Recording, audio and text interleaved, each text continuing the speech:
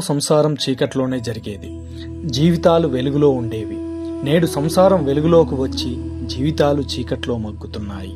కప్పుకోవాల్సిన వాటిని చూపిస్తూ చూపించాల్సిన అందమైన ముఖాన్ని కప్పేస్తున్నారు. నాడు కొందరికే మందు విందు అలవాటు, నేడు కొందరే వీటికి దూరం. నాడు కష్టమొస్తే కుటుంబంలోని పెద్దలు ధైర్యం చెప్పేవారు, నేడు కొన్ని కుటుంబాలలో కలహాలకు పెద్దలే కారణమవుతున్నారు. నాడు తినడానికి శ్రమించి సంపాదించే వాళ్ళం, నేడు కదలకుండా కూర్చొని సంపాదిస్తూ తిన్నది అరగడానికి వాకింగు జాగింగు అని శ్రమిస్తున్నాం.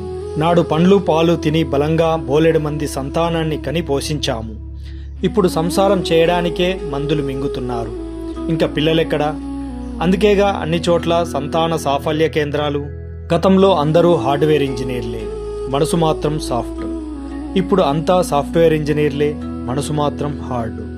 అప్పుడు వైద్యుడు ఇల్లిల్లు తిరిగి వైద్యం చేసేవాడు, అమృతాంజనానికే జబ్బులు తగ్గేవి. ఇప్పుడు తలకాయ నొప్పికే ఇల్లమ్ముకునేంత ఖర్చవుతోంది. నాడు దొంగలు నట్టింట్లో పడి దోచుకెళ్లేవారు, నేడు దొంగలు దొరల్లాగా నెట్ ఇంట్లో దోచేస్తున్నారు. ఒకప్పుడు చదువు లేనోడు దొంగగా మారేవాడు గతిలేక, ఇప్పుడు దొంగతనాలు చేయడానికే కొత్త కోర్సులు చదువుతున్నారు సైబర్ నేరగాళ్లు.